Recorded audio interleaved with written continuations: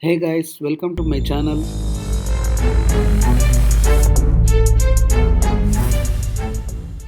Hey, welcome back to everyone. In this video, we will continue with the face detection project using Python, machine learning, and opencv. If you haven't watched part 1 yet, I highly recommend. Please check it out first. And I provided the link in description below. Please go through it. You cannot understand. So go with the first part 1 and come to part 2. Yeah, let's recap the part 1. In the part 1, we laid the foundation for our face detection project and we covered their setting up the Python and installing the required libraries called NumPy and opencv, and we mainly focused on their opencv only. We learned how to capture the video from our webcam using opencv, display the video feed. We display the real-time video feed in a image window. We created our own image window there. This is all about recapping the part 1. Yeah, let's start with the part 2. Yeah, in this part, we will take our project a step further by implementing the face detection. Here, we will use the pre-trained face detection model provided by the OpenCV. We already inserted the .xml file right in the folder. We are using that model here. That model help us to identify the crop faces from the video feed. We are storing the all the frames in a specified path. This is all about the part 2. Let's copy this video reader.py whole code and paste it in a facedetect.py. We are using this video reader.py code inside this facedetect.py. Just we are enhancing the code here. Let's start with the code. I already imported the CV2. I will import NumPy. Here I imported the two important libraries such as CV2 and NumPy. Here OpenCV for computer vision task and NumPy is for handling the arrays. And we created the camera object before only, so we are using same camera object here. From CV2 we have the function called video capture. It takes the argument 0. 0 means it is a default camera of your OS. And next step is to here get user input. So I will use the input function. Already in Python we have the input function. Here I am giving the enter the person name. I am assigning this line to a file name variable. Here we are asked the user to enter their name, which will use the file name for saving the images. Next step is to create a path where we are saving the data. So I will go to folder and I will go to desktop. We have the face detection, same we created the folder, right? So go to this face detection. Here only I will create a new folder called data. Inside this data folder, I will store my frames. So I will copy this path, copy data as a path name, and go to here. Let's create a variable called dataset path.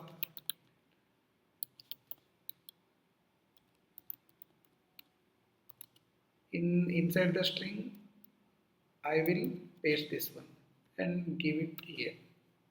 In this folder, you observe here user, Apple, desktop, and face detection.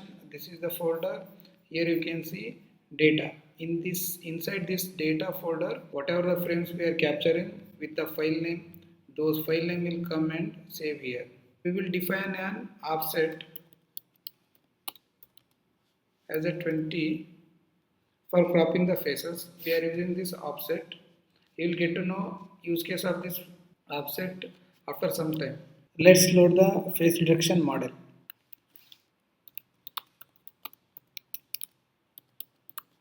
We load a pre-trained face detection model provided by the OpenCV. We already have the XML file, right?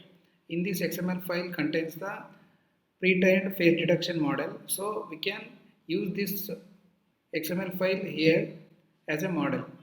Let's use this .xml file here. So we have the CV2. Here we have the function called cascade classifier.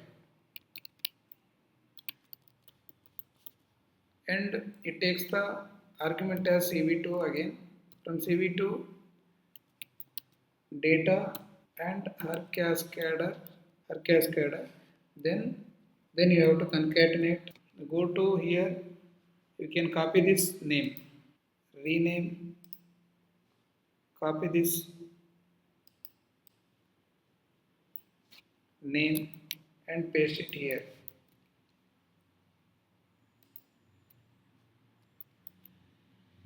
and give .xml. Observe here, from CV2 we have the function called cascade classifier. From CV2 data or cascade, we are just pasting this XML file. This is how we can load the face detection model. I am creating the variable called model. This is how we can load the pre-trained face detection model provided by the CV2. Next is initialize some variables. First one is face data, and this face data with empty list I created, and second one is skip is equal to 0. We created an empty list here to store a face data and skip counter to control the frequency of the saving images. Now we have to read the images from the camera. We already implemented these lines of code. Here we started the loop to continuously read the frames from the camera. If reading fails, we print the message reading camera failed. If reading is success, this variable stores the frames. Next we have to convert this IMG into a grayscale image. Why I will explain later. Convert image to grayscale. From CV2 we have the function called CVT color. This function takes the argument called img because it is contains all the frames. So we are passing that one here img, and it will take the CV2 again as a argument. From this CV2 we have the color underscore BGR to gray, and I am assigning this one to a variable called gray.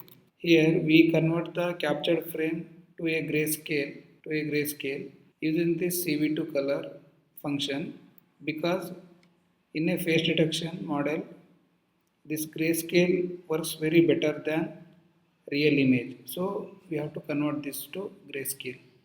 Yes, we converted the image to grayscale. Let's start with the detect the faces.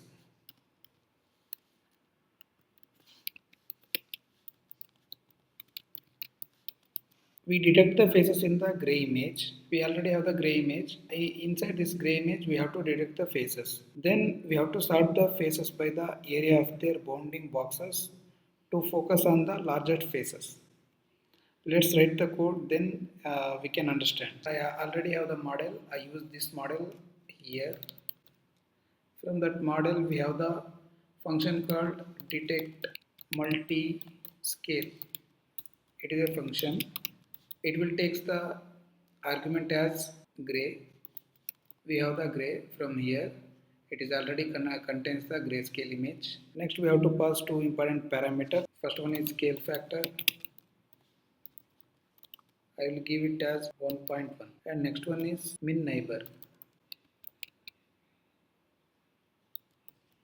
Min neighbors equals to 5. Here I am passing gray and scale factor and min neighbor. Let's discuss about what is scale factor and what is min neighbors here. What is the use case of min neighbor? Min neighbors we are used to control the quality of the face detection. So we are using the min neighbor is equal to 5. Then scale factor. The scale factor specifies the how much the image size is reduced at the each image scale. Okay, smaller values detect the smaller face, larger values detects the larger face. So if you take larger values, then larger face, then it will help us to take the large area. I will name this variable as faces. We detect the faces in a grayscale using this detect multi-scale. Now we have to sort those things. So we have the function called sorted function in the Python, and now I am passing here faces Now just we have the grayscale faces, and there will be another keyword called key. We have to pass lambda here, f f colon f of 2 into f of 3, and I will give it to variable called faces only. Now we have to sort, right? So I am passing these faces and I am using the key is equal to lambda function here. I will explain this one. For example, faces. Okay, faces means it contains, for example, four variables, like four faces. This grayscale captures the four values. For example, 22, 46, 33, 41. Like this it captures this faces contains the these values. Okay, now we are passing this to sorted, right? If you sort this one, what we will get? If you sort this one, we will get 22, 33, 41, now 46, right? Then f of 2 means it will take the f of 2 means 41. F of 2 means what? 41, and f of 3 means 46. It will take the large phases only, large phases. Then if you take the large phases or large frames, then the what are the characters and some features it will collect accurately. So we use this f of 2 and f of 3. This is what the explanation. Here what we did, we detected the faces in the grayscale image. Then we sorted the faces by the area of their bounding boxes. So we use the this formula for the largest face. Let's draw the rectangle around the faces. While capturing the frames of the person, then to detect the face, we have to draw the rectangle. It shows real-time face detection is happening. Okay, so for that purpose we have to draw the rectangle.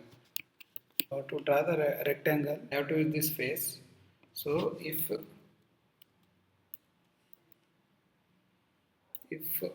length of the faces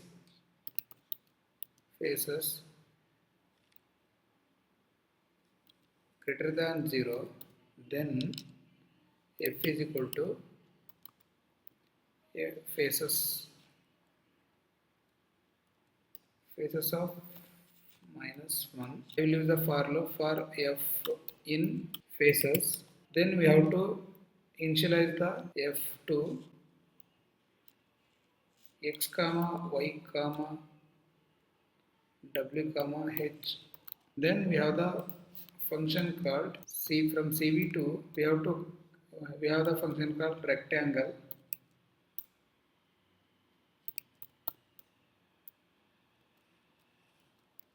Here I have to pass the image and x comma y.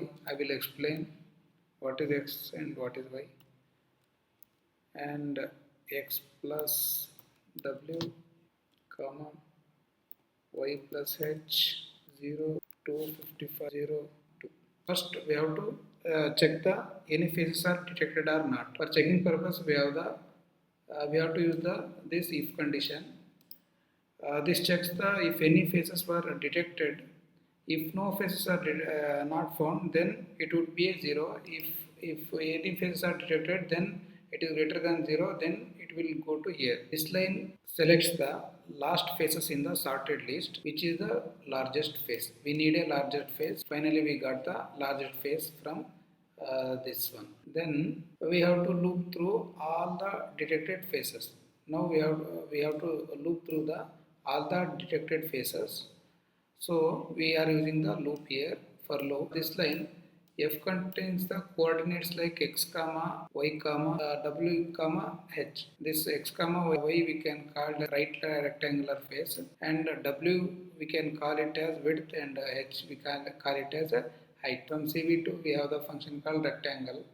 Here I am passing the img because img capturing the real time frames. So I am passing img, and we use the x comma y and this x plus w and y plus h. From this line of code we are drawing the rectangular for the face. And here B, G, R. B and R are 0. So we are drawing the rectangular with a green line. This 2 is the thickness of the pixel. Okay, if you increase, the thickness is very large. If you put smaller number, the green line rectangular thickness is very low. If you give more number, it will thickness is very high. Now we can draw the rectangle using this line of code. If any faces are detected, then we are drawing a rectangle around the largest face. Next step is to crop and save the largest face. Here I will use the image. Yeah, from these coordinates I will write a formula here that help us to crop the largest face. So I will use y minus offset. Already I assigned offset as 20, so I am using here, and colon y plus height plus offset, comma x minus offset colon x plus offset plus width. Okay, from this formula we are cropping the largest face from the image. I will assign this line to variable called cropped face. Next is to resize the cropped face. From CV2 we have the function called resize. Here I will pass the cropped face. Resize the cropped face, right? So I am passing this cropped face here, and I want in 100 into 100 pixel. Storing it to a same cropped face variable again. Next is to save the cropped faces into a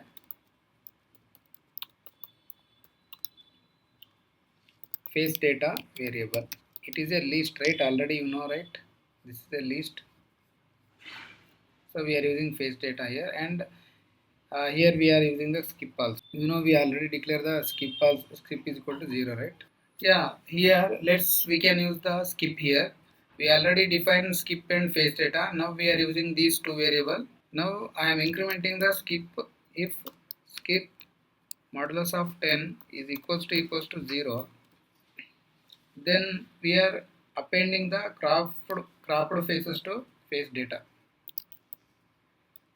We are using I am using the face data variable here. We are appending cropped faces. If this condition is true, then it will append cropped faces to face data. And we are printing now saved so far str and length of the face data. And let's explain one by one here. Now first skip is 0, it will increment by 1, and we are using the if skip modulus of 10 is equals to 0. It means this condition checks if the skip counter is divisible by 10 without a remainder. This happens for every 10 frames. If the condition is true, the program adds or append the cropped faces to the face data list, and we are printing the saved so far. This print message showing how many faces have been saved so far by converting the length of the face data list to a string. This is how we can crop the large faces and resize the face and save it the crop face into a face data. Let's display the images. Okay, we display the original image and the cropped face in the two separate windows. Let's write the code for that. Display the images. I think we already have this code, right? Yeah, from CV2 we have the imshow function. From this we are creating the image window, and we are passing the img here. Img contains the real frames, right? So same like that only, we have to use the from CV2 we have to use same imshow. Here I will write a cropped face window it is, and I will pass here cropped face. This one I will send here. Okay, this is how we can display the images in a image window passing the img and a cropped window. This will displays the original image and the cropped face into a separate two windows. Next step is to, in before code in videoreader.py, we didn't build any functions to quit this image window, right? We are coming to VS Code and we are just control C, then a keyboard interrupt will come, then only this image window is automatically closed. Now we can write a code to automatically quit the image window and cropped window. So what I will do, I will use this C from CV2. I will use the CV2 key weight equal to 1. I will use this one and I will give it to the key. Okay, this is the variable name. I will use this key now. If key is equals to ard. Ard is the function. Ard is the function in Python. We are using that one, and here I am passing the q.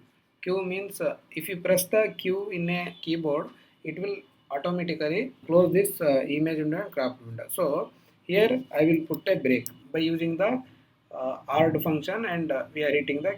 If you press the q, and it will automatically the loop continues until the user press the q key. Okay, we have the cropped face, and that cropped face we are storing in a face data. Now we have the face data in a list form, so we created this data, right? Now we can use this path to store the all the face data into a in this particular path. Next step is to save face data to a disk. Okay, already we specified the path and file name path, right? In that only it will store. So we already created the data here. It is a folder. In this folder it will all the face data will go and store. Okay, all the, so for that one, first we have to create the face data. We have to face data is in the form of what, list, right? So we have to convert that one first. Okay, so converting face data into a numerical form. Okay, numpy array. So we use the this numpy np. Okay, so from np we have the function called as array. As array, it will convert the list into a numerical Python like a numpy array. Okay, so I will use this function and I will pass here face data, and I will name it this variable as face data.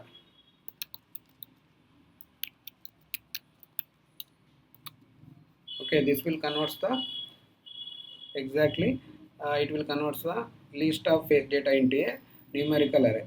I will use this face data here. From face data, I will take the shape of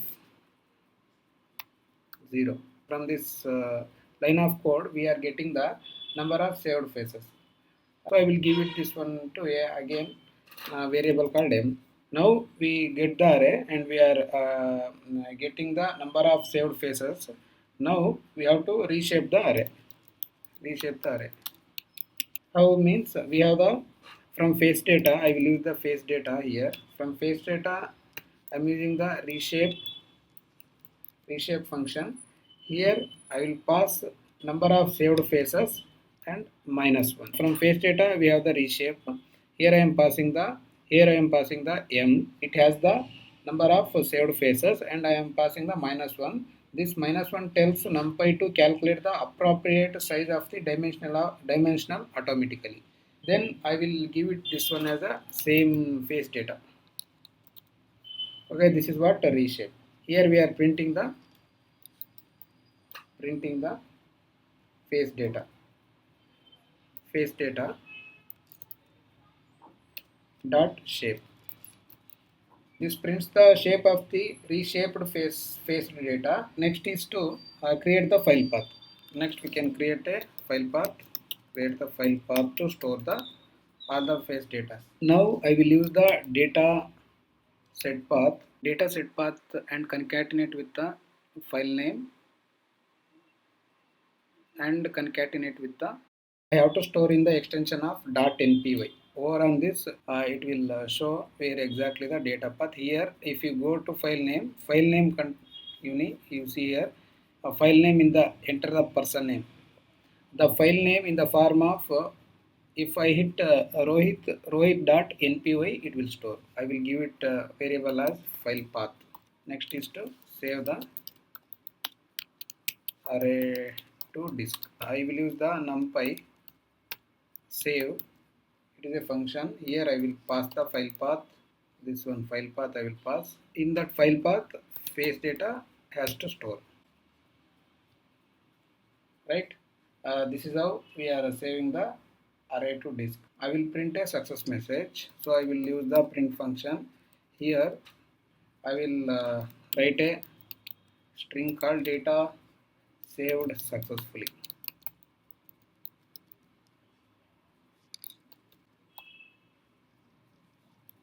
And I will print the file path. Okay, this prints the a confirmation message that the data has been saved successfully, including the file path where it was saved. We have to destroy the window, right? If you hit the Q, then it should be destroy the image window and cropped window, right? So for that, to release the resources, it means it will destroy all the window. From cam, we use the release function. Cam is a camera object. From camera object, we are releasing the camera object here, and we have the from CV2. We have to destroy all the window. What are the windows we have? Image window and cropped window. We have to destroy. Destroy all windows function. Okay. This will destroy all the window. It will release the camera object. Yeah, this is the code for part 2. Let's run the code and see the result. Let's run the program. The command is python and file name. Here file name is facedetect.py. Hit enter. It will ask the command enter the person name here. We already written this one where here in from input function it is asking. So I am giving this as the Rohit. It is the file name. Okay, it is only file name here. And I hit enter. It is automatically open the image window and cropped window. A cropped window means only this much of face it is cropping here. I explained everything in the program. This is what exactly we are getting the. It is detecting the face and press the Q in a system keyboard. It will stop your windows, both window. You can observe here. You can observe it is asking the enter the person name. I given the Rohit. So it is printed the saved so far and length of the face data 1 2 3 up to 19 frames it is detected. It is 19 frames, and here 100 into 100 into 30,000, and here data saved successfully. Where we are getting this one, we are getting data saved successfully with the file exactly here, and you can observe file path. What is the file path here? File path is data set path. You can see in the data, you can observe in a data it is file name is what we are given. File name is enter the person name is called the file name. Rohit is the file name in the .npy file, so it is stored. You can observe here also we are getting. Okay, it is detected the face and it is storing the file. It is storing the faces in the form of file rohit.npy. This is all about second part.